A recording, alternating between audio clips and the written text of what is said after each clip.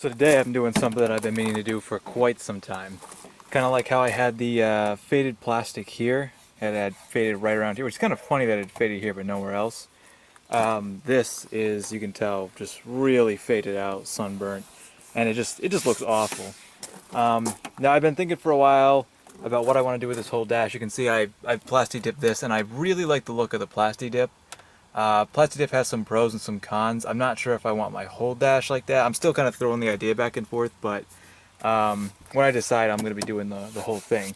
But I kind of want the whole dash and the door trim here to match. So I'm doing plasti dip on this now. I might go back on it. That's a nice thing about plasti dip, but at the same time, I want something that's permanent. One thing I'm thinking about here is what I did was I plasti dipped this, and this looks beautiful. I mean, way better than the faded gray. I really like the look of plasti dip. One of the problems is here where you have the key goes in and you press the key release to get it out. You can tell. Now I am not rough with my Jeep. Anything I use, anything I own, I'm very gentle with.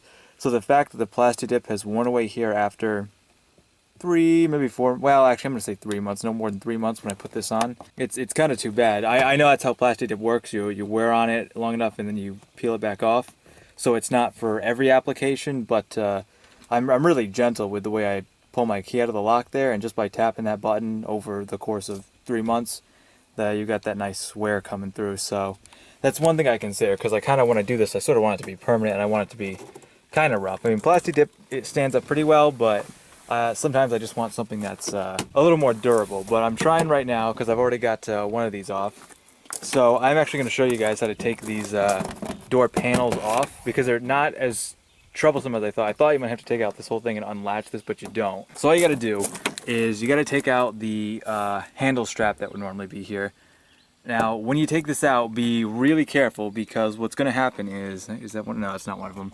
They have these little, I don't know why it's designed this way, but they have these little, it's just like this. They have these in behind this. So when you go to unscrew this and you pull the handle out, because it comes out this way, what's going to happen is these are going to fall. You're going to hear it fall off. The first time I did it, I was like, ah, shit. But I think there would have been a couple in here. I have at least one for each, and that's kind of how the screw is held into the back there. Not one of the better designs for this vehicle, but just be aware of that when you get those out. Then you got these two down here, which I'm going to pull out next. And that's actually all you need to pull out. Then you're going to feel some resistance on the door. And I think there's a little bit of glue on the bottom to try to keep it nice, but that just pulls off really easy, no trouble. The thing here is on these sides are pins, like push pins that go in and, you know, kind of lock it in, but they pull out. What you should do is take a small screwdriver. Once you get these off, this will be easy to pull out. Get it under here and just carefully work it, and you'll hear it pop, and you'll keep going, pop, pop, pop, until you've got it all off. Then the only thing holding it on is the tough part, the door crank. I don't know, I haven't actually seen a lot of power windows for Jeep Wranglers, at least not TJ's, but mine's a crank. So I looked up how to get a crank off, and there are, it seems like 2 ways. You can either go out and buy a tool. It goes for $5. I actually went to the store and looked at it. It was $5. I thought about it, but you know what? I was like, let me try the other method. The other method is what worked for me. All you need is a decently strong rag. This is a fairly strong rag.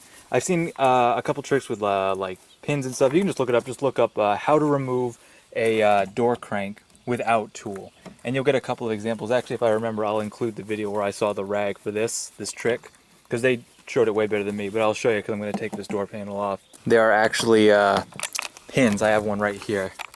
You got the door handle like this, and then you've got the gasket there, and you've got this pin in this, holding it in there. And what you want to do is get the rag up from underneath this pin, and then shimmy the rag up, and then pop it, and it will kind of pop off. So be careful. Try not to lose this pin.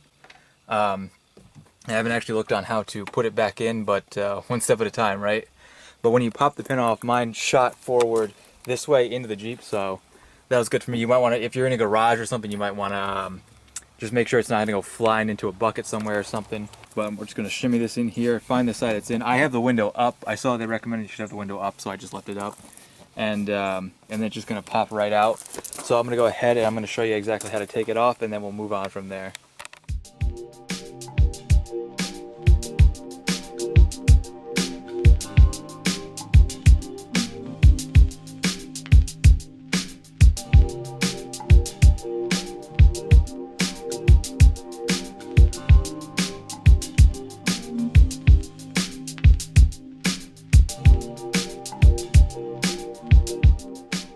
So sorry about not using the rag to actually get it off. I promise you, on the other side, I actually got it right off. It only took me about a minute and a half to use the rag to actually pop that off.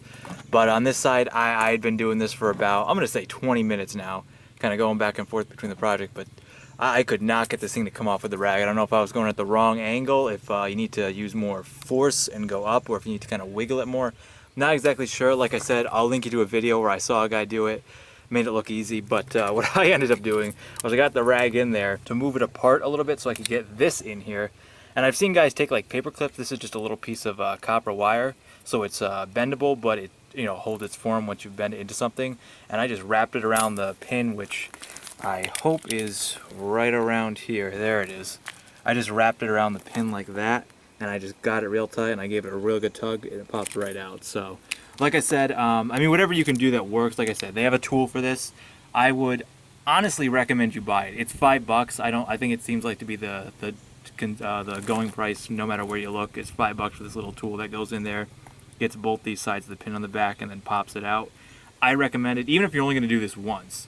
I recommend it. It's not that expensive, and although the rag trick will save you money, it won't save you time, and it won't save you frustration. Try this first. If you can't get it to work, grab a piece of wire to pop in there. Once you can see the pin, you get the idea of how it goes. It'll come out really easy. Whatever, be creative, you know what I mean? There's always more than one way to do things, so be creative. You can't get it out one way or another. Try something else. Now that we got that out, save the gaskets. There are 2 gaskets, a plastic one and like a rubbery piece. Keep them together. Obviously, you don't want to lose these. Like I said, I haven't actually attempted to put this back in the door yet, so my next challenge. But now that this is off, you don't have to take this off at all. Everything is off. All the screws are out, and you've taken a screwdriver and kind of pop everything out a little bit. What you can do is get any of the rest. Just don't feel bad about popping out. The pins that are in here are actually very strong, so you don't have to worry about breaking them. Now, when this lifts up, you can tell you got these here. I took off this one on the opposite side to pop this out, but I'm not sure that was necessary to actually get this out, so I'm going to play around with it for a little bit gently. It's pretty durable, but again, I wouldn't want to be too rough with it. And I just love, like, I don't know if you guys can see this, but we got some nice dog hair and the crap here. Just when you think I'd finally cleaned it out, and the dog hair must be all gone. It's still here somewhere. So let's see if I can. Okay, there we go. I just had to. Like I said, I'm not sure if this bolt has a thing to do with it, because you think if this one counts, it's going to have to come out too. But just judging by what you can see on the inside, it doesn't look like the bolt was holding it in. I just kept working on it. Like I said, carefully bend it up, back, kind of move it up a little bit, up, back, move it up until eventually it came loose. Comes out with the whole siding piece here, which I'm just going to paint right over because it's plasti dip. Oh man, check that out. That is so nice. When you've been staring at faded sunspot for over a year and a half, seeing this is like, it looks like a brand new door to me. It really does, like brand new. While I had this off down here, it's not perfect, and I'm probably going to scrape a little more off. Like, I'm sure this has never been taken off, this door panel. So in the factory obviously was pretty lazy on putting that together. Also, I think my rear, this piece here, taillight, was also put on incorrectly in the factory. I'm not sure about that. I could be wrong. But like, this just seems like sloppy factory work, so I don't know. Ken and I cleaned out the majority of all the hair in here, so underneath this door panel is actually pretty much clean, much cleaner than it was before. I also, amongst painting this and putting this back on, I also painted this piece out here. Now this little piece right here has been faded since I picked it up, and just this little piece, just painting this little piece makes it look so much better. Just walking by, even like this sleek black to match all the rest of the painted black looks so much nicer. So that came out really well, and that was really easy to paint.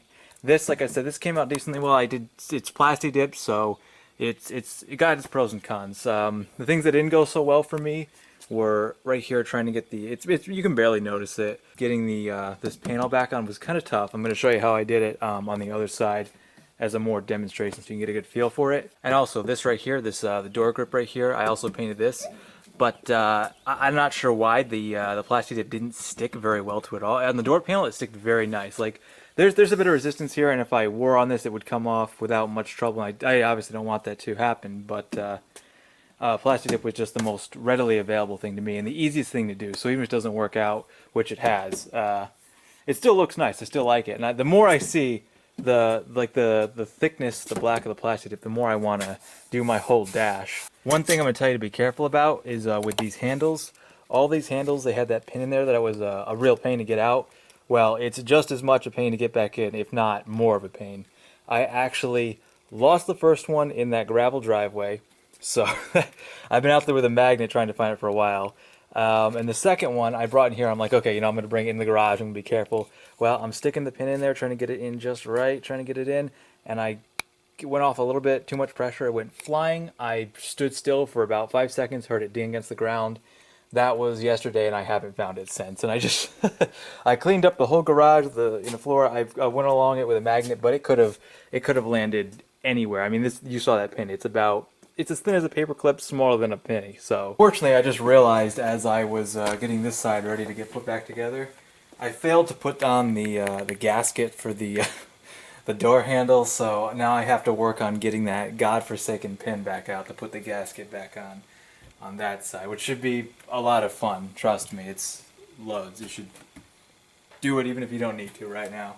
Sarcasm aside, so to put this back on, the best way I found, I'm going to give this one a shot because I haven't actually tried this one. You got this lip here on the door, and that's what's got to go on first. So it seemed to fit on really well on this side, like, I mean, almost go directly on, and it just about has right here. So what I'm going to do is I'm going to take a pair of pliers and just kind of pull this out a little bit. That's what I did on the other side, and then it fit right in. So I'm going to do that, and after that, hopefully it'll slide right in.